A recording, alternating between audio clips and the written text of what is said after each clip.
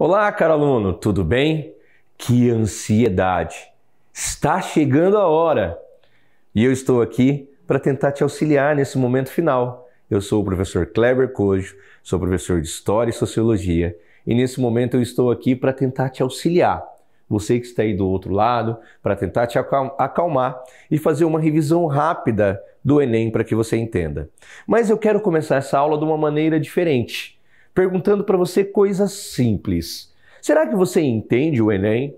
Ou será que você simplesmente estudou os conteúdos que vai cair e não entende como esse conteúdo vai cair?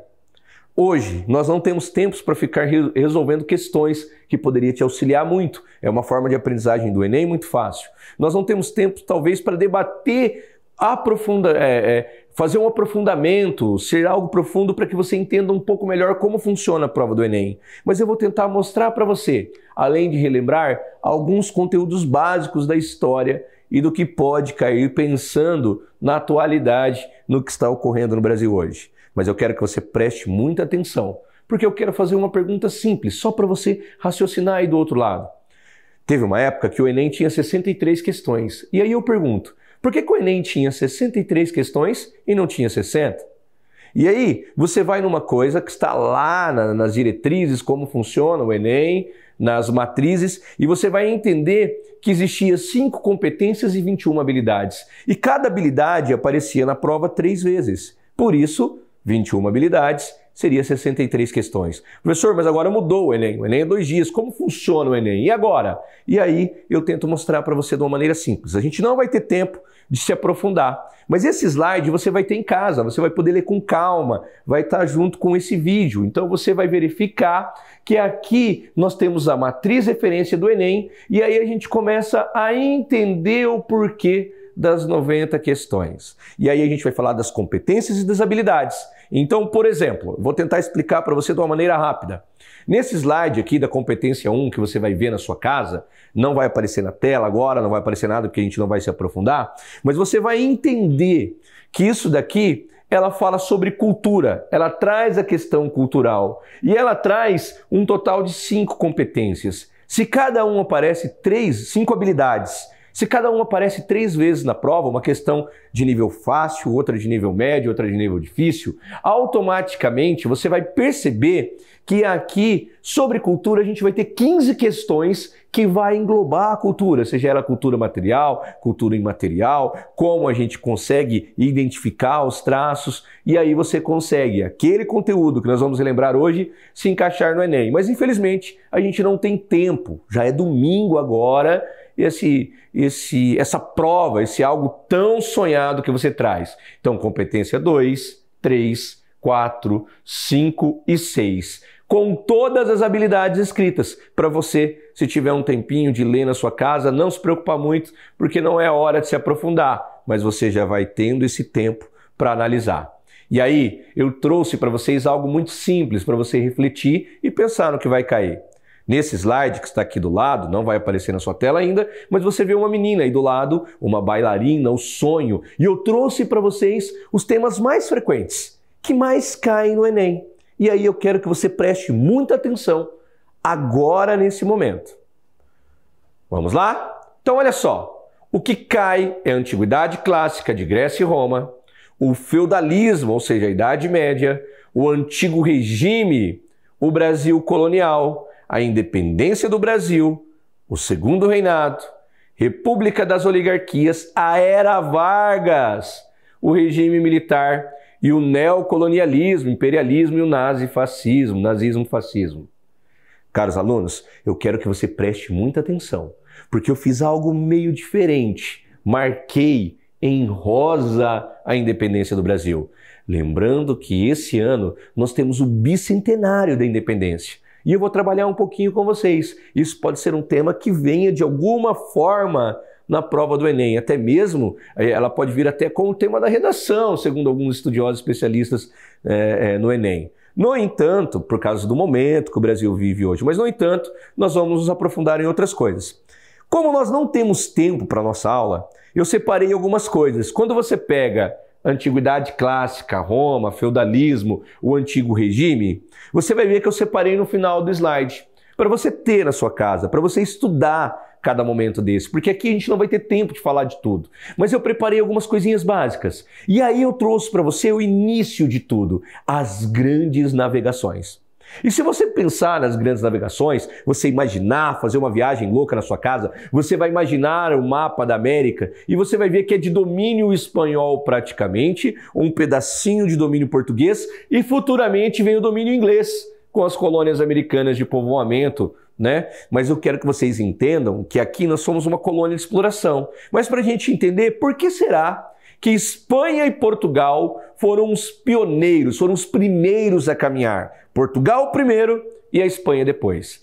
Cara aluno, a gente não tem tempo para se prender, mas eu quero que você lembre de alguma coisinha muito simples aí na sua casa, que nada mais é que a Revolução de Avis. Ou seja, no período ali que a gente sai daquela confusão que vem da Idade Antiga, passando para a Idade Média, a gente vai chegar agora no momento que vai ser o primeiro país centralizado, o primeiro país a ter um rei. Isso vai acontecer através da Revolução de Avis, quando a burguesia, interessada em novas rotas comerciais, investiu grana no mestre de Avis e esse cara unificou Portugal, dando o passo inicial para a navegação ainda não ultramarina, e sim uma navegação de cabotagem. O que é uma navegação de cabotagem? É aquela navegação que contorna o continente. Por quê? Por causa do medo dos monstros marinhos, as sereias encantadoras, da terra plana e todo aquele contexto que envolve o pensamento das pessoas que ali estavam. Só que o mais legal é que Portugal já tinha experiência na navegação, na pesca. Lá tinha uma coisa chamada Escola de Sagres, que praticamente ensinava a pessoa a arte da navegação. Não uma escola com espaço físico, como você tem aí, mas uma escola imaginária, um local, o cara ia lá, aprendia. Só que o mais legal é que os portugueses com a navegação de cabotagem, buscando as grandes especiarias, cravo, pimenta, noz moscava, tapetes, vasos e todas as outras coisas que são as especiarias, nas Índias eles foram dominando a costa africana. E lá eles foram tendo experiência de colonização nas costas africanas. Eles foram os primeiros, os pioneiros. No entanto, a Espanha, através de um casamento, Isabel e Fernando se unem e aí a gente tem a união dos reinos de Leão, Leão, Navarro, Castela e Aragão, nascendo o reino da Espanha. E aí entra uma coisa muito louca. Cristóvão Colombo, um italiano, genovês, as duas principais cidades ali que passavam quando ia nessa navegação de cabotagem, Gênova e Veneza. Sai um cara de Gênova, vai até o rei de Portugal, pede apoio, ele fala, não, Colombo, você é maluco, cara, tô bem na África, segue seu caminho. E ele vai para a Espanha, ele passa na Universidade de Salamanca, tenta convencer os sábios de Salamanca, ele até convence que a Terra é redonda, mas ele não prova a questão da circunferência do mundo e negam essa viagem para ele. Mas ele procura a Rainha Isabel. Eu poderia me aprofundar na história aqui de Colombo por horas para a gente ver os detalhes da chegada da América em 1492. Mas infelizmente a gente não tem tempo. Mas o mais importante é que Colombo, nessa viagem louca, sonhadora, atravessando o oceano, ele chega na América. E aí dá o nome de São Salvador, porque eles estavam sem comida, sem água, e aí há a descoberta da América. Quando ele volta, ele bate em Portugal. Isso é muito louco para vocês entenderem, porque a burguesia portuguesa queria que matasse a tripulação e roubasse o diário de bordo, mesmo que Colombo tivesse 2 diários de bordo, né, para tentar enganar os seus próprios marinheiros. Mas o rei de Portugal fala, não, ele ofereceu, eu não quis, deixa ele ir para a Espanha. Vamos tentar de uma outra forma. E nasce uma coisa inovadora para o mundo, que são os tratados. Nascendo o Tratado de Tordesilhas, a gente vai conhecer um pouquinho, depois o Tratado de Madrid e outros tratados que vão traçando o caminho. Mas para você tentar pegar essa linha do tempo, Colombo abre espaço para que seja colonizada a América e vem os portugueses. Mas professor, onde você quer chegar? Porque a gente vai focar na história do Brasil. Isso aqui foi uma introdução. Então fala um pouquinho sobre a história do Brasil.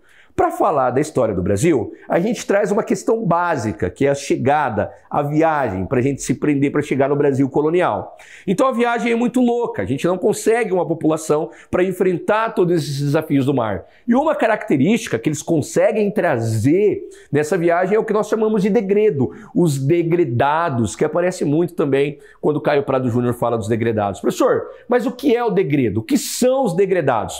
Eu vou tentar explicar para vocês de uma maneira diferente, assim. Existe uma oração católica que diz assim, ó: Salve Rainha, Mãe de Misericórdia, vida e doçura, esperança nossa salve. A vós bradamos os degredados filhos de Eva. Degredados, os exilados, os expulsos do paraíso. Então, quando nós falamos em degredo na navegação, nós estamos falando daquelas pessoas que de algum momento, alguma coisa fizeram, que foram exilados de Portugal. A gente tem que tomar muito cuidado, porque existem erros históricos quando nós falamos da questão do Brasil ser colonizado por criminosos, usando a tática do degredo. E não existe isso. Porque existiam pessoas por crimes simples de atacar o sobrenome de uma família conhecida, falar mal da família, então foi degradado. Existem algumas histórias, professor? Existem algumas histórias. Infelizmente a gente não tem tempo para se aprofundar nisso. Mas o mais legal é que com o degredo eles vêm para cá, conseguem a povoação e eles conseguem fazer a navegação. E quando eles têm aqui o primeiro contato diferente de Colombo, é que Colombo ele tem o contato com os indígenas no interior da floresta. Enquanto aqui no Brasil eles estavam no litoral. Isso tem uma explicação histórica, claro. Você pode ler um livro chamado Os Adoradores do Sol, que fala um pouquinho, um livro de bolso, bem pequenininho, que fala a história dos indígenas, dos povos originários indígenas, a palavra ética que você achar melhor aí, que vai até te ajudar. E aí você consegue entender um pouquinho que eles vieram aqui. Mas, professor, existe um documento para a gente entender esse primeiro contato? Sim, a Carta de Pero Vaz de Caminha. Ei, literatura. Carta de Pero Vaz de Caminha. Cai no Enem, cai nos vestibulares, literatura. E tem um trecho que eu adoro falar bastante para que vocês entendam essa questão do Brasil ali, da chegada deles. A gente tem quando Pero Vaz de Caminha fala assim: ó, Vossa Majestade, riqueza nenhuma que há. A maior riqueza é trazer a cristandade para esses pobres coitados que andam com suas vergonhas de fora. Ei, ouro e prata não tem. A maior riqueza é catequizar. Então a gente já entra num outro conflito que é a contra-reforma protestante. Então a gente vai tendo caminhos que vão se espalhando para entender. Mas o que eu quero que vocês entendam, que eu coloquei aqui, é a coisa simples. Por quê? Porque quando chega aqui, qual o primeiro nome do Brasil? Ah, Ilha de Vera Cruz. Que legal, uma ilha, bom, ótimo. Depois, Terra de Santa Cruz. Não, isso aqui é a única coisa, não tem ouro e prata, mas tem o pau-brasil. Árvore, que dá para fazer embarcação pelo seu grande tamanho, dá para fazer móveis, mas principalmente para atingir tecidos. Tingia de vermelho, vermelho igual brasa do carvão. Então, por isso, cara aluno, que vem o Brasil de brasa, de vermelho. Quem sabe esses comentários toscos que eu faço aqui no meio auxilia você na hora da sua redação. Mas eu quero que vocês entendam que o Brasil foi entregue praticamente ao abandono. Por quê? Porque não houve investimento no Brasil. Então a gente tem ali a questão das feitorias. O que são as feitorias? Ah, eu não concluí, cara aluno, antes de falar das feitorias aqui, falar do Pindorama. Se nós temos Ilha de Vera Cruz, se nós temos Terra de Santa Cruz, se nós temos Brasil, os povos originários, os indígenas que moravam aqui, chamavam esse local de Pindorama, Terra das Palmeiras. Gravam isso, primeiro nome do Brasil. Se você usar, não foi Ilha de Vera Cruz, e sim Pindorama. Mas voltando aqui, fica praticamente abandonado o Brasil. E o que é feitoria? Um entreposto comercial, onde eu faço o escambo, a troca com o pau-brasil. E aí o governo precisa evitar invasões, porque o Brasil sofreu invasão. Invasão francesa, invadiram a cidade do Rio de Janeiro, fundaram a cidade do Rio de Janeiro, o Forte de Colli, Forte de Copacabana, foram expulsos por Estácio de Sá, irmão, sobrinho de Mendes Sá, governador-geral. Então eles tentam aplicar o que funcionou na África, como as capitanias hereditárias. Então as capitanias hereditárias, onde divide territórios, eu entrego para donatário que vem aqui colonizar o Brasil para tentar evitar as invasões, seja ela francesa, seja ela inglesa através da pirataria, seja ela holandesa, que torna o Brasil o maior produtor de açúcar. É um resumo rápido, né? Talvez está dando um trevo na sua cabeça. Mas eu quero que você entenda que as capitanias hereditárias vêm para controlar o Brasil, para governar, para poder dar estabilidade. E sabe por quê? Porque deu certo nas colônias africanas. No Brasil não dá certo. Não dá certo por vários motivos, entre eles a divisão, né, onde não se respeitou o relevo, não se respeitou a questão dos rios, a hidrografia, o cara não sabia onde começava, onde terminava, terras enormes, não tinha dinheiro suficiente, nem todos vieram aqui, mas existem alguns estudos que dizem que algumas capitanias deram certo. seja ela Pernambuco, seja ela São Vicente, até mesmo a Bahia, por causa da produção do açúcar, da cana-de-açúcar. Mas eu quero que vocês entendam que isso não deu certo, então eles investem através de um governo centralizado, o governo geral, que você pode se aprofundar aí. Não vou entrar nesses detalhes porque a gente tem muita coisa para ver. Mas eu quero que você entenda que eu vou colocar o dedinho aqui na TV, escrito Pacto Colonial. O que é o Pacto Colonial? É o que Caio Prado Júnior diz que são as amarras econômicas. As amarras econômicas. Por quê? Porque o Pacto Colonial é quando a colônia só pode comercializar com a metrópole. O Brasil só pode vender e comprar de Portugal. Por que amarra que a gente fala? Porque o Brasil não tem como crescer, não tem como expandir. E o Pacto Colonial atrasa. Tanto que já Fernando Novaes ele disse que o primeiro grande passo para a independência é quando nós temos a abertura dos portos às nações amigas.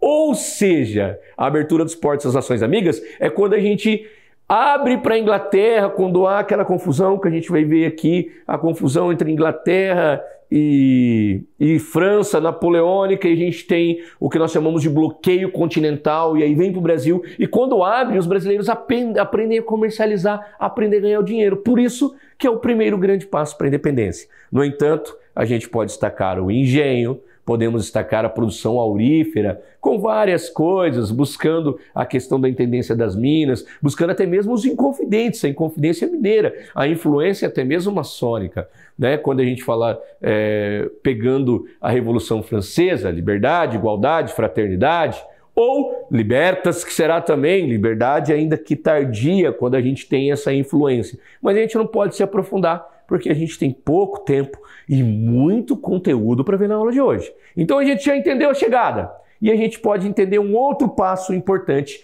que é a questão da escravidão no Brasil e a resistência.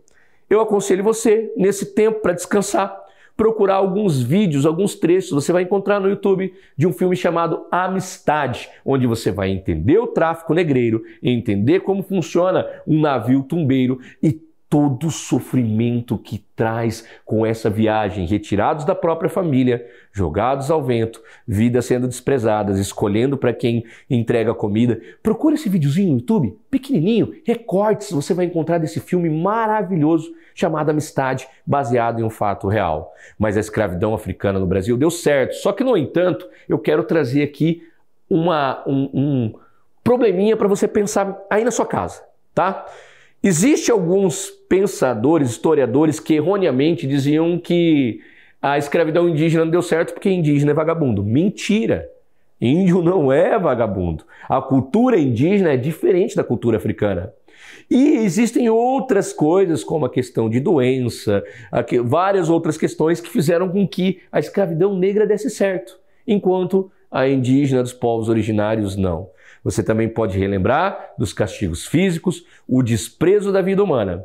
E o que mexe com a nossa cultura, a presença africana da escravidão no Brasil que mexe com a nossa cultura, como, por exemplo, palavras da língua portuguesa, que a gente pode colocar aqui caçula, moleque, quiabo, farofa e vários outros aqui, mais uma que eu coloquei em rosa, que é carimbo. Carimbo de carimbar.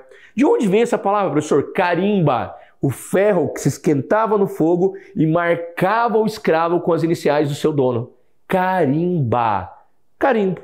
Mas uma coisa que eu quero deixar aqui também é a questão da resistência, a luta dos negros, que cai muito no Enem, porque a gente vai, além da questão cultural, da comida, da língua portuguesa, da influência, eles têm também a questão de resistência com os quilombos. Quando a gente fala em quilombo, automaticamente, se você pega a palavra, a tradução, agrupamentos de guerreiros. Mas no Brasil ficou mais conhecido como agrupamentos de escravos foragidos, que lutaram pela liberdade e buscaram. Mais conhecido?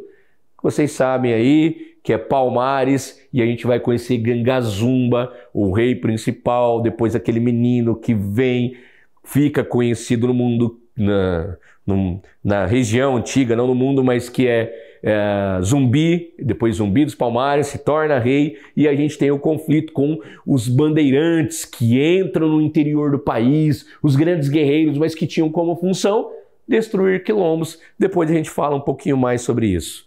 Beleza? Fechando isso aqui de uma maneira bem rápida, tentando buscar o conhecimento para você ir respirando, a gente vai passar por um tema muito importante. Agora, eu peço que você preste muita atenção. É uma coisa que você estudou muito no 6º ano, 7º ano, que você passou no ensino médio, no 1º ano, que você viu no seu cursinho, que você tem estudado, que é a independência do Brasil. Ei, bicentenário, o coração de Dom Pedro veio para o Brasil. A comemoração, claro que envolveu um pouquinho de política, mas a comemoração dos 200 anos de independência do Brasil, para a gente entender desse grande mudança na história. E por isso, eu quero que você preste muita atenção nesse slide que vai aparecer na sua tela. Vamos lá? Independência, transferência da corte portuguesa e o legado de Dom João. Nós temos também a abertura dos portos às nações amigas, ou seja, quando há o primeiro grande passo que é importante, a Revolução do Porto, que faz com que a família real volte para Portugal, uma tentativa de retomada do pacto colonial. E a gente vai conhecer sobre José Bonifácio e a princesa Leopoldina. E além, depois, o grito do Ipiranga. Então nós estamos vendo os antecedentes nesse slide que está aparecendo aí. Do lado, a gente tem um selo que foi lançado em comemoração do bicentenário da independência do Brasil, que está aí na sua tela. Olha lá, com o quadro de Pedro Américo. Embaixo diz assim, ó, o significado para a história brasileira é que a gente dá início à nação brasileira, a construção de uma nacionalidade, a construção do nosso primeiro conjunto de leis próprias. Esse processo é revolucionário, porque marca essa ruptura, embora tenha se mantido características conservadoras. Cara aluno, esse slide que estava aparecendo para você aí, que a gente estava tentando analisar, além do selo de comemoração, a gente traz alguns antecedentes. A vinda da família real, a transferência da corte portuguesa, Dom João chegando no Brasil, não conhecendo o que ele tinha na mão e fazendo com que ocorresse investimento. Opa! Os brasileiros ali abandonados, de repente, estão vendo aparecer a escola de medicina, a escola de agronomia, Teatro Real São João. Começa a perceber também a questão Biblioteca Real. Canalizando água para o centro da cidade, construindo vias, iluminação pública. Então a gente começa a ver um desenvolvimento no Brasil, fala, cara, é muito louco a família real aqui, Jardim Botânico, Banco do Brasil, e os brasileiros começam a se apaixonar. Então isso é um grande passo para a independência. Quando que é o grande legado? Quando há a abertura dos portos às nações amigas, o brasileiro, aquilo que ele vendia a 5, ele passa a vender a 7. Aquilo que ele comprava a 10, ele passa a pagar a 7. Ou seja, ele está ganhando mais dinheiro e gastando menos. Há um acúmulo de riqueza e aquilo que está encalhado na Inglaterra é descarregado no Brasil. Então a gente vai começar a ver que esses antecedentes vai levar à independência do Brasil. Só que, no entanto, a gente vai ter um grande articulador da história do Brasil, que é um cara chamado José Bonifácio, com a princesa Leopoldina. Você já parou para pensar? A capital do Brasil é o Rio de Janeiro. Por que que a independência foi proclamada às margens do rio Ipiranga em São Paulo e não no Rio de Janeiro? Então a gente tem que entender um pouquinho toda essa questão da articulação. Não foi simplesmente um grito, estou independente, mas houve uma articulação antecedente, por exemplo, como o dia do fico, né? Usando o ego de Dom Pedro, abaixo assinado, se for para o bem de todos, futuro da nação, diga que eu fico, como depois da independência, manter as características conservadoras com Dom Pedro no poder, nascendo o primeiro reinado. No entanto, a gente vai classificar agora algumas coisinhas mais da independência para que você se concentre, pensando no bicentenário e um tema importante para o Enem desse ano. Preste atenção nesse slide agora. Independência. Então a gente vai começar ali pelo lado do pezinho, do braço estendido, onde vai falar ali dos Estados Unidos e do Haiti, mas diz assim, ó, bicentenário da independência é um forte tema para o Enem de 2022, que pode ser tratado a partir das atualidades, de processos históricos internacionais. Por exemplo, pode abordar não somente o que ocorreu em 2022, mas qual era o contexto atlântico transnacional do século XIX, ou seja, a independência das colônias espanholas, a independência dos Estados Unidos, a questão do Haiti, ex-colônia francesa, e todos esses processos marcaram e influenciaram, de certa forma, o pensamento brasileiro. Outra perspectiva de como o assunto pode cair é a forma como ele se relaciona à memória, à construção de identidades ao longo do tempo. Isso porque o processo de independência e a figura de Dom Pedro I foram ressignificados dentro da construção da memória brasileira, o que pode ser visto no final da monarquia de 1899, com o famoso quadro Independência ou Morte. Cara, aluno, lembra que no começo da aula eu falei para você das competências e habilidades? A gente não tem tempo de se aprofundar, é uma pena. Mas lá nas competências e habilidades, nós falamos de história e memória, nós falamos de cultura. Você pode entrar lá e verificar.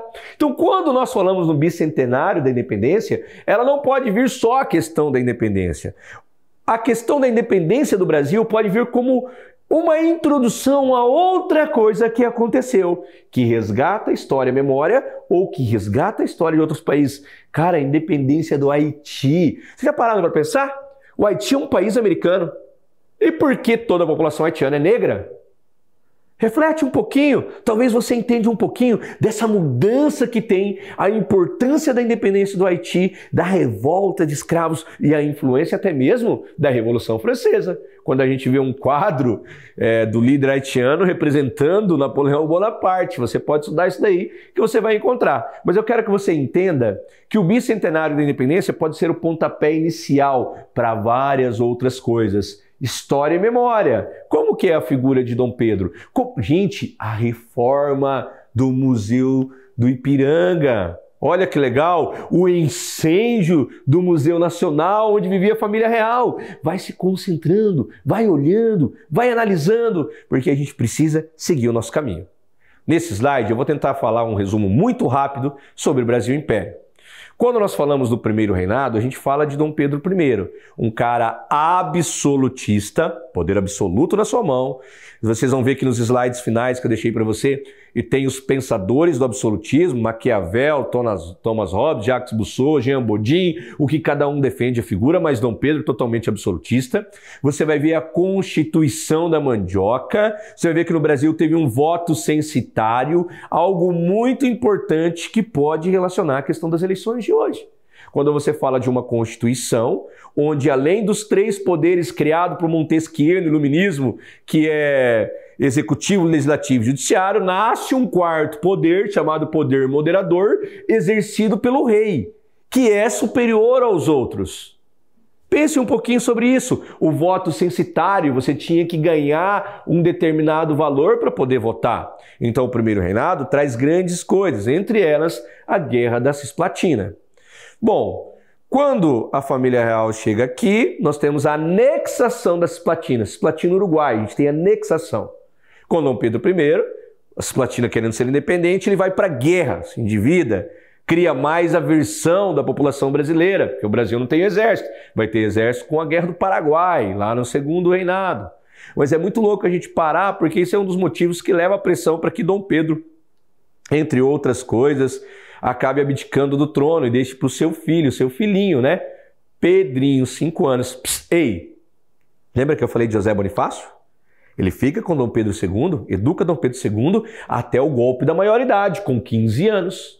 Então isso aqui é um resumo rápido para você entender. E aí a gente vai ter o período de transição, um período chamado período regencial, quando o Pedrinho está ali dos 5 aos 15 anos. E o mais louco é que a gente vai ter conflitos que eu coloquei em rosa para você prestar atenção na sua casa, como cabanagem, balaiada, sabinada e farroupilha. As 2 primeiras de caráter popular. Cabanagem, balaiada, as pessoas buscando reivindicações para a própria vida. Sabinada e farroupilha, jamais elitizada. Claro, uma por causa do preço do charque, outra uma independência provisória do Brasil. Você pode analisar direito, mas revoltas populares e revoltas mais elitizadas. Até chegar ao segundo reinado, com o golpe da maioridade. A gente tem o nosso produto que se expande, que é o café. E aí vai vir 2 coisas importantes no segundo reinado, que é o primeiro grande passo para a proclamação da República do Brasil, que é a Guerra do Paraguai, quando Solano Lopes teve uma visão maravilhosa naquele momento, olhando para os lados e pensando, cara, o Brasil não se dá bem com a Argentina, fica se metendo na Argentina. O Uruguai não gosta do Brasil por causa da guerra. Eu vou invadir o Brasil, vou pegar e vou ter uma saída para o mar. Existem algumas teorias, que as mais aceitas, que o Paraguai era um grande país desenvolvido e não dependia da Inglaterra. por isso, um país desenvolvido, por isso a gente tem a ideia dessa questão de tomada e por isso que a Inglaterra bancou os 3 países com empréstimos para fundar o Paraguai. No entanto, existem estudos históricos mais recentes que dizem que isso era uma falácia, né? O Paraguai não era tão desenvolvido. Mas você pode se aprofundar na parte mais antiga, que o Enem vai trazer a parte mais econômica, cultural, a influência do Paraguai, até mesmo a influência para a proclamação da República. E aí, a gente pode classificar entre todas as vertentes que levaram à proclamação da República, questão militar, questão religiosa, todas as outras, mas 2 coisas que ajudaram muito, que é a Guerra do Paraguai e depois a abolição dos escravos. Grave também para o Enem as leis abolicionistas, as 4 leis abolicionistas do Brasil. Eusébio de Queiroz, Lei do Ventre Livre, Lei dos Sexagenários e a Lei Áurea. Você já ouviu o termo assim, ó? Ah, isso aí é para inglês ver. Essa lei é para inglês ver. Isso aí você fez, não tem sentido nenhum. É para inglês ver, cara, aluno. Simples. Quando a Inglaterra percebe, não que ela era boazinha e queria a abolição da escravatura, mas, ei, escravo ganha salário? Não. Escravo consome os produtos ingleses? Não. Então vamos fazer a abolição da escravatura no mundo. Vamos ter mais gente absorvendo. Então vamos criar a lei Bill Aberdeen, que proíbe o tráfico negreiro no mundo. O Brasil, para acalmar a pressão inglesa, cria a Lei Eusébio de Queiroz. Lei Eusébio de Queiroz, está proibido o tráfico negreiro no Brasil. Funcionou? Não. Porque continuavam criando documentos falsos e chegando contrabando para o Brasil. Brasileiro sendo brasileiro. Desculpa, nem todos. Mas é só para a gente pensar um pouquinho. Depois, Lei Eusébio de Queiroz, a gente pode pensar na Lei dos Sexagenários. Todo escravo maior de 60 anos estaria livre. Deu certo? Não, para inglês ver. Por quê? Como que eu sei que um negro, um preto, depende da forma que você está analisando aí, talvez o termo mais ético, né? Preto, com a definição da atualidade, negro já não está tanto, mas vamos pensar assim, quando você viu uma pessoa da pele preta, usando a ética atual, você conhece a idade dele, porque ele está com 60 anos, ele ainda está forte. Você pega às vezes um homem branco como eu, gente, a minha idade, tô pançudo e tô molengão.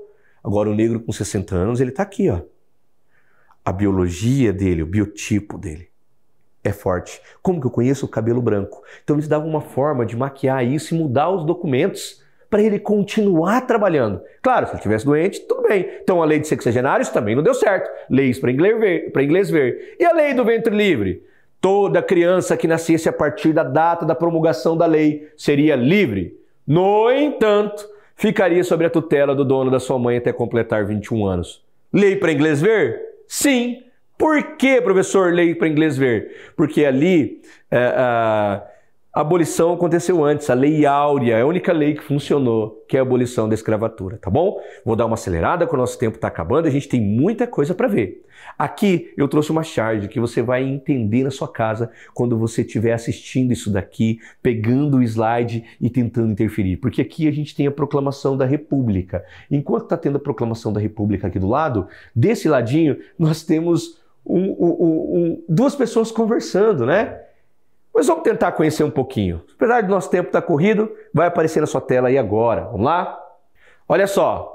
A proclamação da República, unidade federativa, sistema presidencialista, fim do parlamentarismo, divisão dos poderes executivo, legislativo e judiciário, separação entre Estado e Igreja, ou seja, um Estado laico, e o casamento civil. E aí duas pessoas conversando, fala assim, o que significa isso? A mulher responde, que não precisamos mais ir à igreja para casar. Caros alunos, essa proclamação da República vem com um termo utilizado na história que diz assim, ó, o povo assistiu bestializado, não entendendo muito bem o que aconteceu. Casamento civil, uma forma de arrecadar dinheiro, é uma federação, então o que se tornou o Brasil com a proclamação da República. No entanto, as pessoas não entenderam. Aqui uma outra charge que você vai ver na sua casa. Enquanto você vai vendo, a pessoa vai fazendo uma mágica, mostrando cartas, e todas as cartas é da espada. E no final ela fala, olha, todas são espadas. Por quê? Por causa da proclamação da República. E a gente vai entender um pouquinho da Primeira República. Eu quero que vocês entendam que existe uma história do Brasil, a República Velha, que vai de 1889 a 1894. Dentro da República, a 1930, República Velha, 1889, 1930. A República da Espada é um dos períodos ali no início da proclamação da República, que é de 1889 a 1894, onde a gente tem os dois primeiros presidentes militares do Brasil, Deodoro da Fonseca e Floriano Peixoto. Aqui eu tentei mostrar para vocês os votos que cada um teve. Você pode verificar isso na sua casa, a gente não tem tempo de se aprofundar. E eu tentei mostrar um pouquinho como foi o governo entre Deodoro e Floriano. Eu quero que vocês entendam que Deodoro tentou dar um golpe, ficar no poder de uma forma, ele teve sempre conflito com a questão das pessoas que estavam ali, dos deputados, e aí Floriano Peixoto assume o poder. Floriano Peixoto, o marechal de ferro, o cara que assume, governa com pulso firme, destruindo todas as rebeliões e abre o espaço para os primeiros presidentes civil, no caso, a gente fala de Prudente de Moraes. Só que quando acaba a República da Espada, esse início, onde se cria a figura de heróis, onde se cria até mesmo a questão da independência, a questão de Tiradentes, a bandeira do Brasil, pegando a bandeira da Casa de Bragança, trocando o selo ali, colocando a bola azul ali do céu, com o lema positivista, ordem e progresso, vem na República da Espada. Agora aqui a gente tem a parte das pessoas civis no poder, que nós chamamos de República das Oligarquias. Oligarquia significa governo de poucos. Por que governo de poucos? Significa uma alternância no poder entre São Paulo e Minas. No seu slide, você vai ver ali dois caras na gangorra com o dedinho levantado, um de preto, um de branco, ora presidente de São Paulo, ora de Minas, que nós chamamos também de República do Café com Leite. República das Oligarquias, República do Café com Leite, é muito comum. Do outro lado, você vai ter uma charge que também cai muito no Enem. A cadeira, Presidência da República, São Paulo e Minas, e embaixo vários outros estados tentando chegar à presidência. Caros alunos, claro que nessa República do Café com Leite você vai conhecer algumas características básicas, como a política dos governadores, a questão do coronelismo, clientelismo e até mesmo do voto do cabresto. Uma charge que é muito bem, quando os coronéis usam o seu poder, além de fraudes em urnas, né, desvio de votos, além pressionava a pessoa a votar ou destruía a família, colocava fogo na casa. Então o coronel ele tinha todo o domínio sobre as pessoas. Isso aqui é uma charge que cai muito, né? O voto do cabresto, o político, o coronel, induzindo o eleitor a ir até as urnas na soberania e votar em quem ele queria, tá bom? Dentro da República Velha nós temos uma sequência de presidentes que vai aparecer na sua tela aí agora. Vamos lá? Então República Velha, República das Oligarquias, que vai de 1894 a 1930. Então o primeiro presidente foi o presidente Prudente de Moraes, que enfrentou algumas crises, entre elas a Guerra de Canudos, que nós vamos conhecer já já. Foi de 1894 a 1898. Depois a gente tem Campos Salles, de 1898 a 1902. Depois vem Rodrigues Alves, que vai governar enfrentando problemas como revolta da vacina e muitos outros aí que a gente vai conhecer, que é de 1902 a 1906. Afonso Pena, que de 1906 a 1909, 3 anos, 3 aninhos, ele acabou falecendo. O seu vice, Nilo Peçanha, assumiu de 1909 a 1910. Então vem o Marechal Hermes da Fonseca, que vai enfrentar alguns problemas como a revolta da Chibata, que vai de 1910 a 14. E aí Venceslau Braz, que pega ali pedaço da Primeira Guerra, 1914, 1918, Epitácio Pessoa, 1918, 1922, Arthur Bernardes, 1922, 1926 e Washington Luiz, até 1930.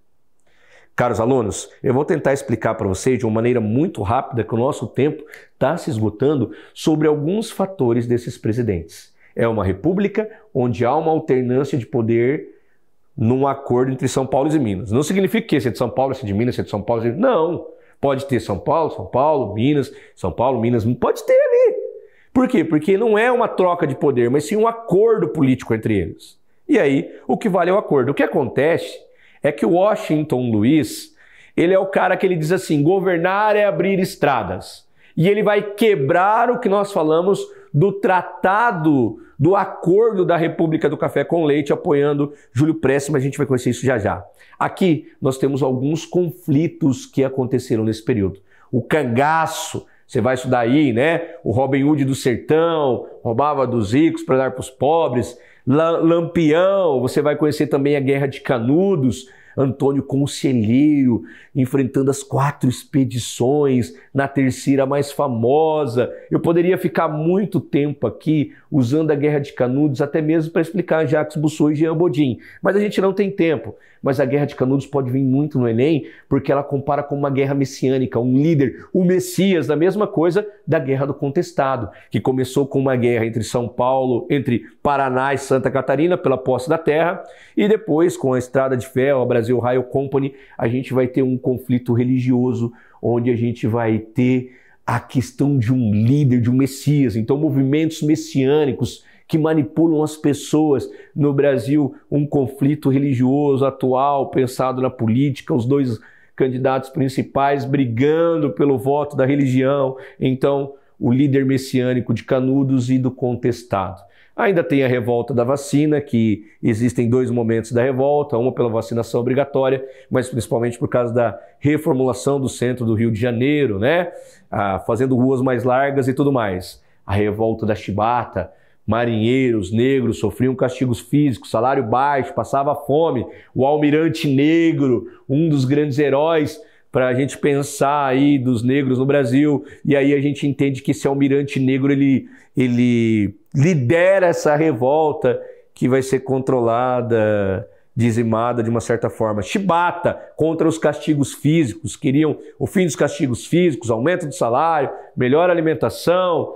Tenentismo, que passou pelo Brasil inteiro, a questão de Luiz Carlos Prestes, né, falando do socialismo pelo Brasil, milhares de quilômetros, andando com soldados, as greves operárias. Então, esses são vários pontos que aconteceram nesse período da República do Café com Leite. Mas agora a gente vem numa das partes mais importantes do Enem, que mais cai no Enem, que é a Era Vargas. Então, nesse primeiro slide, eu tenho o cartaz da propaganda de Vargas para a eleição e de Júlio Prestes. Caros alunos, nesse momento, Vargas está disputando a eleição. Washington Luiz traiu a política do café com leite e está apoiando Júlio Prestes, outro paulista. Então, o que acontece? Vargas se alia com João Pessoa. Então, a gente tem Rio Grande do Sul e Paraíba. Minas Gerais, com Antônio Carlos, que seria o da vez, apoia Getúlio Vargas. Mesmo com o apoio de Minas, Getúlio acaba perdendo as eleições para Júlio Prestes. E aí a gente tem o que nós chamamos de Revolução de 1930. E na Revolução de 1930, Vargas assume o poder. Eu quero que você preste atenção nessas 2 charges que vai aparecer na sua tela aí agora. Na primeira charge tem Getúlio puxando uma cadeira do lado e aí a gente tem a briga ali do outro lado dizendo essa cadeira é minha, não é minha, né? Júlio Prestes de um lado e Getúlio do outro. Eu sou o presidente, como que a gente vai ser? E aí no outra charge a gente tem Getúlio dizendo com licença, seu Julinho, puxa a cadeira de presidente e Júlio Prestes cai no chão. Por que eu falei dessas 2 charges para você? Uma coisa muito simples. A gente tem quem deveria assumir o poder, Júlio Prestes, mas a gente tem um golpe, uma questão de uma revolução que mudou como funcionava a República do Café com Leite, quando Vargas dá um golpe com seus tenentes, sai do Rio Grande do Sul, entra com bombacha e tudo, seus cavalos, toma o poder e aí ele vai governar de 1930 a 1945, por 15 anos. E esse governo se divide em 3 períodos. Governo provisório, governo constitucional, Estado Novo. Governo provisório. Vou governar provisoriamente o Brasil até que haja eleições. Psst, ei, como é que eu sei que tem eleição de 4 em 4 anos? Porque existe Constituição. Vargas deu um golpe, adeus Constituição. Então, peraí, eu governo provisoriamente, mas cadê a Constituição? A gente vai ver o MMDC já já. E aí, então, vem o governo constitucional. Vou governar, escrevo uma Constituição, vou governar respeitando as leis. Beleza? No entanto, eu continuo até as próximas eleições. Quando vai chegando a hora dele sair, um golpe. O Estado Novo, usando o plano Cohen, o suposto plano comunista, espalha as ideias no Brasil, que o Brasil vai ser invadido por comunistas, igrejas queimadas. E aí a gente fala sobre isso, e com o plano Cohen ele implanta o Estado Novo, a ditadura do governo Vargas, por 15 anos, quando ele é obrigado a deixar o poder. Vamos lá? Aqui do lado tem um outro exemplo que eu quero falar para vocês, que é a carteira profissional. Ou seja, Vargas é um grande nome porque ele traz a questão das leis trabalhistas, adotando as leis da Constituição polaca, a Constituição fascista que ele acaba ajudando e implantando no Brasil. Alguns pensadores deixam claro que Vargas era fascista, só que Vargas era uma figura política, ora fascista, ora liberal, ora, vamos dizer assim, comunista, porque ele se alia mais para frente com Luiz Carlos Prestes, então ele era uma figura multifacetária da política brasileira. Beleza? Agora nesse slide tem uma coisa muito importante que eu vou tentar falar para vocês. Bom, São Paulo sempre esteve no poder. República do Café com Leite, José Bonifácio, Paulista, no Império, sempre no poder. De repente Vargas chega, João Pessoa é assassinado, ele usa isso de uma forma política, mas não funciona muito que ele perde as eleições. Quando ele assume o poder, você vai ver que automaticamente ele vai governando de forma provisória. Só que precisa de uma Constituição. Então São Paulo embala os estudantes, faz uma pressão e explica que Vargas é um ditador. Então a gente vai ter o que nós chamamos de Revolução Constitucionalista de 1932, quando saíram às ruas para exigir uma Constituição. E aí foram um discurso... Estou tentando lembrar o nome da praça, mas fugiu um pouco da cabeça aqui. Eles estão lá em São Paulo nesse discurso e de repente os estudantes ficam inflamados, saem para invadir uma delegacia. 5 estudantes são feridos durante esse conflito. 4 morrem na hora, 1 morre depois, que é o Alvarenga. Mas esses estudantes, a inicial do nome desses estudantes mortos nessa revolta pelo pedido da implantação da Constituição, se torna um movimento para lutar contra Getúlio Vargas, que é o MMDC, Martins, Mirangaia, Drauzio e Camargo. Vamos olhar um pouquinho esse slide com esses cartazes que vai aparecer na sua tela agora. Na sua tela está aparecendo algumas propagandas do MMDC. A primeira no alto mostra a foto dos estudantes, Mirangaia, Drauzio, Martins, Mirangaia, Drauzio e Camargo, com as datas da Revolução Constitucionalista. Abaixo, nós temos alguns cartazes. Olha uma enfermeira com a mãozinha no coração, dedinho levantado, dizendo: eu já cumpri o meu papel, já cumpri o meu dever, e você? Eu estou salvando os doentes, e você? E depois, 2 imagens, 2 soldados dizendo: você tem um dever a cumprir, consulte a sua consciência.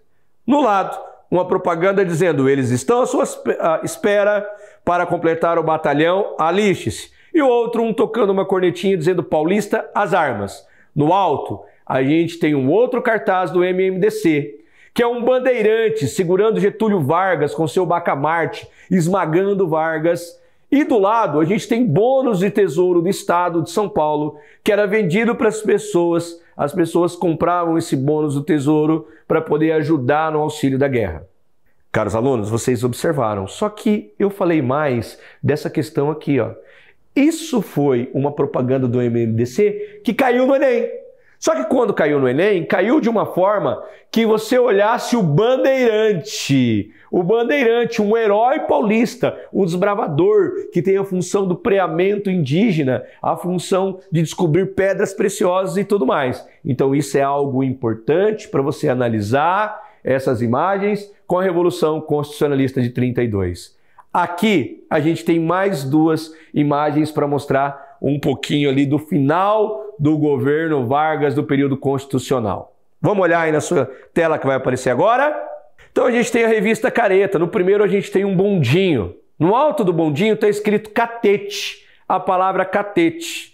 Um cartaz embaixo escrito loucuras e desmaios de outubro. E tem uma mulher perguntando para quem está dirigindo o bonde. Olha quem está dirigindo o bonde, baixinho, com charuto na mão. Getúlio Vargas está dirigindo o bonde do Palácio do Catete. E ela pergunta: ei, moço, esse bonde passa na Rua da Constituição? E ele responde: às vezes sim. Já no segundo cartaz, a gente tem um outro confronto, onde a gente tem uma mulher, um manequim, segurando a Constituição, e Vargas está ali com seu charuto, perguntando para quem está do lado dele, perguntando: será que esse manequim ainda está atual? Caros alunos, talvez eu errei alguma palavra, eu não falei exatamente, mas é o que eu já estudei. Mas eu quis mostrar para vocês aqui, quando Vargas, olha só, será que ele respeita a Constituição? Será? Às vezes. Então, por isso que vem esse conflito. E aqui, um que mostra a questão da implantação da Constituição polaca, da Constituição polonesa, a Constituição fascista, que ele copia e traz as leis trabalhistas e tudo mais para o Brasil, a implantação dessa Constituição. Então, será que essa Constituição ainda está na moda? Será que esse bonde passa no respeito?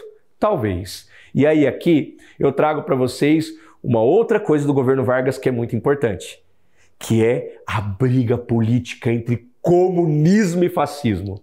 O Brasil teve partido fascista, o Brasil teve partido comunista, nós tínhamos um conflito que era contra Vargas. A AIB, Ação Integralista Brasileira, fascista, desse cartaz está aqui do lado, já a gente vai ver, e a ANL, a Aliança Nacional Libertadora de Luiz Carlos Prestes. Então eu quero que você preste atenção nesses slides que vai aparecer na sua tela, nesse slide que vai aparecer na sua tela agora. Vamos lá?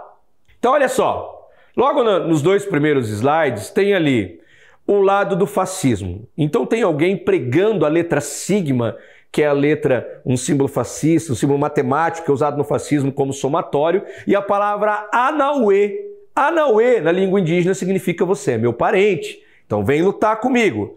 E do lado uma outra propaganda nazista, fascista, Anauê, pelo bem do Brasil, o nacionalismo integralista, Deus, pátria e família, vamos lutar. E embaixo uma foto de Plínio Salgado, líder do integralismo, fazendo a saudação fascista, né, que é bem conhecida depois do nazismo com Hitler, nas ruas aí do Brasil. Do outro lado, a gente tem um cartaz do comunismo no Brasil. Pão, terra e liberdade na cidade imperial. Embaixo a gente tem uma notícia ali de Luiz Carlos Prestes, à frente da insurreição armada. Luiz Carlos Prestes, novamente, terra e liberdade. E embaixo a questão de Luiz Carlos Prestes na questão da coluna Prestes com os soldados, ele é ao centro, e do lado um discurso de Prestes. Caros alunos, aqui a gente tem um conflito entre fascismo e comunismo no Brasil. Vargas é presidente. Vargas, nas entrelinhas, é fascista, mas ele está calmo. Vargas, existem alguns estudiosos que ele convence Plínio Salgado a escrever um plano comunista para ele falar, olha, Plínio Salgado, eu não desejo mais ser presidente, eu vou dar um golpe. Não é o que está exatamente dito, mas alguns historiadores novos dizem isso, tá? Eu vou dar um golpe e através desse golpe você vai ser o presidente. Tanto que Plínio Salgado faz um discurso dizendo assim, não desejo mais ser presidente do meu país, e sim um simples conselheiro. O que é isso, pessoal? Para que vocês entendam. Vargas diz que vai acabar com o comunismo no Brasil. O comunismo está se expandindo, ele vai acabar. De repente, encontram uma carta chamada Plano Cohen. Cohen é um sobrenome russo conhecido, como se fosse Silva. Nesse plano Cohen estava escrito assim, nós vamos invadir o Brasil, queimar as igrejas e desvirginar as mocinhas de família, mais ou menos isso assim, nas entrelinhas, trazendo uma tradução. Ou seja, Deus, pátria e família. Está na cara que aquilo que foi escrito não é comunista, mas foi proclamado como um plano comunista de invasão do Brasil, e então se decreta estado de sítio, e através disso eu vou perseguir os comunistas e prender todos os comunistas. Plínio Salgado foi preso. Mas, professor, Plínio Salgado é fascista, mas é inimigo de Vargas. E Vargas sai à sua caçada até quem não era comunista para se manter no poder. E nasce um Estado novo, onde vai surgir o dia do trabalho, né? O trabalhador pega mais um bonde de São Januário, as propagandas, aquele malandro que existia antigamente. Não, agora a gente vai fazer um Brasil, as pessoas amarem o Brasil, e vai todo esse contexto. E aí, a gente vai ter a intentona integralista, quando o Plínio Salgado é libertado da cadeia, vai tentar invadir o Palácio do Catete e pegar Getúlio Vargas, falha o plano, e ele fala, tá vendo? Não falei que eles eram comunistas também? E aí depois a gente tem um outro contexto com Luiz Carlos Prestes, né? O filme Olga. Olga, para você assistir e entender um pouquinho da intentona comunista no Brasil, a tentativa de derrubar Vargas também no poder comunista. Então Vargas joga dos dois lados, articula, malandro pra caramba. tá? E aí, então, a gente entra no que nós chamamos de república populista, ou nós também podemos chamar de uma forma bem tranquila de república liberal. Quando nós temos o presidente depois de Vargas. Por quê? Porque Vargas fica no poder 15 anos. Ele não pode mais ficar no poder, ele é obrigado a renunciar. Você sabe o que ele faz? Ele aponta um dedo para um cara que ninguém nunca ouviu falar, chamado Eurico Gaspar Dutra, e fala, vota nele. E Dutra ganha as eleições. Então a gente vai ter uma sequência de presidentes do Brasil. Eurico Gaspar Dutra, Getúlio Vargas, Juscelino Kubitschek, Jânio Quadros, João Goulart, antes da questão da ditadura militar. Mas eu quero que você preste muita atenção aí agora, nesse slide que vai aparecer na sua tela. Vamos lá? Então olha só, nesse slide aparece um jornal dizendo lá, Vargas renunciou, ele lendo ali o renúncio. E a gente tem as outras duas fotos, que é uma característica do queremismo. Queremos que Vargas continue no poder. Caros alunos, aqui a gente tem uma coisa muito louca, as pessoas vão à rua pedindo, queremos que Vargas continue, chamado queremismo. Botam os cartazes, comícios, desfiles, só que Vargas tem que deixar. Quem assume? Esse carinha que está aí do lado, que é Eurico Gaspar Dutra. Claro que eu não vou ter tempo de explicar para vocês, a nossa aula já está bem extrapolada, mas eu quero que vocês prestem atenção que eu coloquei um mapa mostrando o resultado das eleições. Então Dutra em azul, onde Dutra venceu. Nós temos Eduardo Gomes, que é o laranja, e do amarelo a gente tem lá na pontinha, que é o Rolim Telles. Então a gente tem um comunismo, um cara do exército e o cara que Vargas indicou, que é quem ganha as eleições. Nesse slide, a gente traz algumas características do governo Dutra. Então, Dutra escreve uma Constituição, a Constituição de 1946. Mas eu quero que você entenda que a República Populista, ela é crucial para a história do Brasil. Sabe por quê? Porque no mundo está acontecendo uma coisa chamada Guerra Fria, uma guerra ideológica entre capitalismo e comunismo. Você sabe o que acontece com Dutra? Ele se aproxima do bloco capitalista, ele se aproxima dos Estados Unidos. Olha lá que legal! Então aqui a gente tem uma foto de quando o presidente dos Estados Unidos vai visitar o nosso presidente. Depois ele vai para os Estados Unidos visitar e quando ele chega lá, olha um cartaz, seja bem-vindo, presidente Dutra, com os marinheiros tomando uma lá nos Estados Unidos. E embaixo, uma outra charge que mostra para vocês a ligação com o capitalismo muito forte, onde ele diz o seguinte, começou a exterminar comunista, está na hora de matar todos os comunistas. Então a gente entende que Dutra, ele se aproxima do bloco capitalista e isso é muito importante para o Brasil no momento da Guerra Fria. Quais as realizações de Dutra? A gente pode destacar um muito importante, que é o Plano SALT. Ele dizia que ia trazer para o povo saúde, alimentação, transporte e energia. Já o outro cartaz que está do lado é o cartaz da televisão, dizendo, olha, o primeiro a transmitir televisão no Brasil. Você sabia que Dutra comprou milhares de televisão para o Brasil sem ter uma transmissora, sem ter uma rede de televisão para passar? E as pessoas compravam uma televisão, levavam para casa, colocavam no lugar de destaque. Em cima da televisão colocavam uma toalhinha e um vasinho de flor. Talvez na casa da sua avó tenha isso até hoje, né? Ainda não passava a televisão, mas está ali. Qualquer momento a gente vai assistir. Ou seja, o capitalismo está chegando, o Brasil está crescendo e Dutra faz um governo. No entanto, ele enfrenta uma pressão muito grande, ele enfrenta a inflação, ele não consegue governar, ele faz um governo fracassado. E aí então, nos braços do povo vai entrar um novo cara chamado Getúlio Vargas. Uma das coisas que marcou o governo Dutra está aqui. Copa do Mundo de 1950. Olha, nós estamos no ano de Copa. O Maracanaço. O Uruguai silenciando o Maracanã com mais de 100 mil pessoas, sendo o primeiro campeão do mundo e o Brasil sendo vice. Tá bom? Governo Dutra, um fracasso que marcou muito. Então Getúlio Vargas volta para o poder nos braços do povo. Aqui eu trouxe alguns cartazes e eu quero que você preste atenção que vai aparecer na sua tela rapidinho. Vamos lá?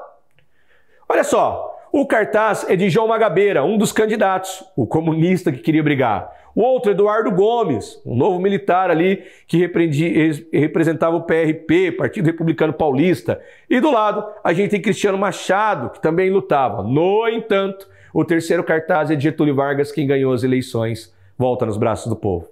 Cara, aluno, em cima tem uma frase muito legal. Bota o retrato do velho outra vez. Tem até uma marchinha de carnaval que dizia, bota o retrato do velho bota o retrato outra vez. Bota o retrato do velho, bota o retrato outra vez. O sorriso do velhinho faz a gente trabalhar. Eu estou confundindo aqui agora a marchinha de carnaval, mas é bota o retrato do velho, bota... deixa o velho sorrir e tal, mas você vai procurar isso, tá? Bota o retrato do velho, o sorriso do velhinho faz a gente trabalhar. Bom, a gente tem os resultados, onde Vargas ganhou, onde perdeu. A gente tem uma questão aqui muito importante, porque Vargas que cria a Eletrobras, é Vargas que vai criando a questão do desenvolvimento econômico do Brasil, ele cria o BNDE, que hoje é o BNDES, e a questão do petróleo é nosso, que está por aqui. Eu até trouxe aqui a foto de duas pessoas que fizeram isso com a Petrobras, né? Getúlio colocou a mão no petróleo, o petróleo é nosso, e depois no governo Lula, quando o Brasil teoricamente era autossuficiente de petróleo, também ergueu. A única diferença é que falta um dedo, tá? Mas teoricamente é uma base para a gente pensar do petróleo é nosso, a grande propaganda. Só que Vargas dá uma última lição de política. Vargas se suicida. Então, olha só, a gente tem aqui, antes do suicídio de Vargas, a gente tem aqui a crise que levou ao suicídio de Vargas. Atentado da Rua Toneleiros. Opositor de Vargas, um cara que atacava Vargas, que exigia, que acusava Vargas de corrupção, vazou uma questão de um dinheiro que foi para o jornal lá do Rio Grande do Sul e tal, e esse cara chamado Carlos Lacerda, então na Rua Toneleiros, onde ele morava, algumas pessoas foram até lá e fizeram um atentado terrorista com ele. Deram um tiro e trocaram tiros e as pessoas fugiram. E a investigação levou que o mandante, o que contratou, é esse cara aqui, ó. Olha que bonitinho ele lá de Vargas. Olha ele penteando o cabelo de Vargas na hora do discurso. O segurança pessoal de Vargas foi o mandante. Opa! Quem mandou fazer? Quem mandou? Quem mandou foi Vargas. E eu coloquei do lado uma foto também do atentado também terrorista, não foi da Rua Toneleiros, mas o atentado contra o Bolsonaro. Quem mandou? Quem mandou o Adélio? Quem? Então a gente tem esse conflito para a gente tentar pensar como que a história é louca, né? Como que às vezes acaba se repetindo. Claro que isso que eu acabei de falar não vai estar no Enem, mas é só para vocês entenderem um pouquinho. Mas esse aqui sim, porque através disso a gente tem o suicídio de Vargas. A última lição de política. Getúlio Vargas sai da história e deixa para o seu próximo candidato assumir.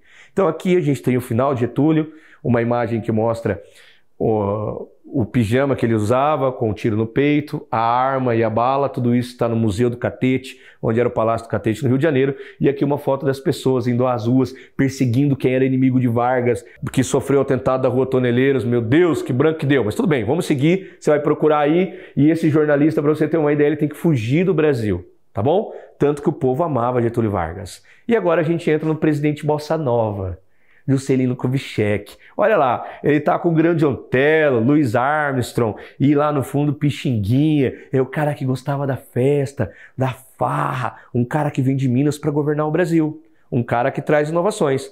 Algumas fotos dele no governo dele, como as questões heróicas, né? A Copa que é vencida no seu governo, a questão de Éder Joffre, as conquistas, e aí vem a parte do governo dele, que é o plano de metas, cresceremos 50 anos em 5, a construção de Brasília e a indústria automobilística. Lembrando que todos esses se aproximaram do governo americano e do capitalismo. Eis então que vai entrar um cara totalmente meio louco, que vai dizer que vai varrer a corrupção do Brasil.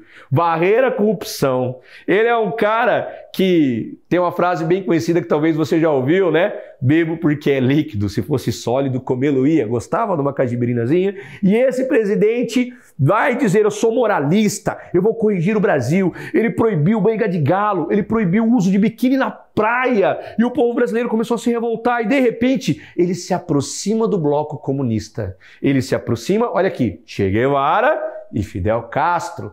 Ele pega e tem uma ideia maravilhosa. Cara, quando Vargas se suicidou, o povo ficou do lado dele. Então eu vou fazer o seguinte. Ei, meu vice, João Goulart, vai para a China comunista fechar um acordo. Pegou o avião e foi. O que ele fez? Ele renunciou. As mesmas forças que tentaram derrotar Vargas me derrotaram. As mesmas, só faltou falar, Transforme essa forma decadente em Munhá, né? Que vocês não sabem o que é isso, mas para quem é da minha época vai entender muito bem. Mas automaticamente ele fala, olha, as mesmas forças, sendo que o povo ia ficar do lado dele, ele ia dar um golpe. E aí entra um general do exército chamado General Lott e fala, ops, parou.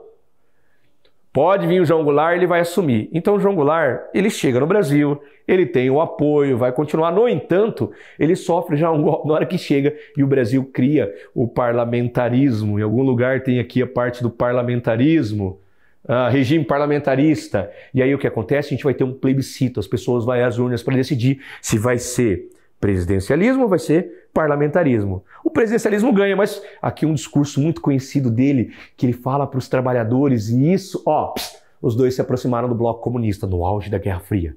Está no auge da Guerra Fria, os dois perto do comunista. Meu Deus do céu, Estados Unidos vendo isso, doutrina Monroe, América para os americanos. Será que eu vou deixar um golpe comunista, mas já basta Cuba? Aí então a gente tem a Operação Brother Sun, onde os americanos apoiam, e nós temos no Brasil então o golpe militar de 64, o regime militar de 64, que nasce com a Marcha pela Família. Ei, Marcha pela Família, as pessoas vão à rua. Pedir um regime militar. Vai pensando aí, no ontem e no hoje, vai fazendo esse contexto. O Enem cobra muito isso, tá bom? E aí então a gente tem os presidentes do regime militar, Castelo Branco, Costa e Silva, que não terminou seu governo ali, você pode ver que também em 67, 69, Garrastazu Médici, né? Emílio Garrastazu Médici, Ernesto Geisel e João Figueiredo. Eu não vou me prender muito à questão agora do que a ditadura militar cada presidente fez, mas houve um desenvolvimento.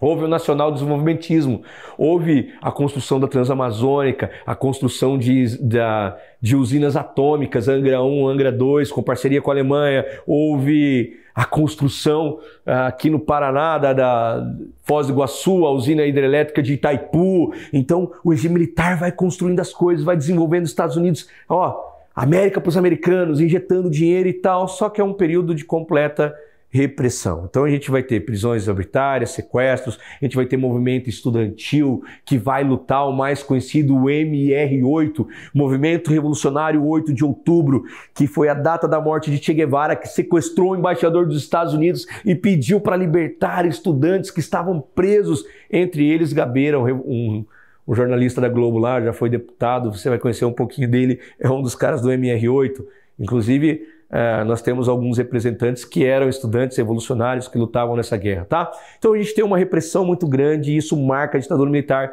principalmente o ato institucional número 5. Como não temos Constituição, a gente tem ato institucional. Ato institucional número 5 é o mais forte. Proíbe, através de um discurso do deputado, os únicos que ainda podiam falar pela gente, perdem o poder, pode caçar mandato, pode fazer tudo ali, ele pode ser preso, habeas corpus cancelado. Então por isso do AI-5 ser tão importante que você precisa estudar. Brasil, ame ou deixe, não tá feliz? Tchau, Brasil! Mas vamos lutar. Fogo nos comunas, vamos destruir os comunistas nas universidades brasileiras, tendo esse conflito. Abaixo a ditadura, até então que acaba a ditadura do Brasil.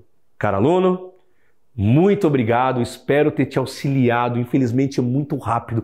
Eu tô falando aqui há 1 hora, estourei o tempo. O pessoal do estúdio aqui já quer me matar e eu preciso encerrar agora. No entanto, eu deixei para vocês para complementar. Resumo rápido, mundo grego. Deixei uma coisa que cai muito, que já vai aparecer aqui para vocês, o Renascimento, não, o absolutismo, cadê o antigo regime, tá? Uma imagem muito conhecida na Revolução Francesa. Primeiro estado, segundo estado, terceiro estado que carrega nas costas do clero e a nobreza. Desejo a vocês muito sucesso nesse Enem e quem sabe nos reencontramos de uma forma que eu possa explicar o conteúdo com mais calma e tranquilidade. Um beijo do gordo e até a próxima.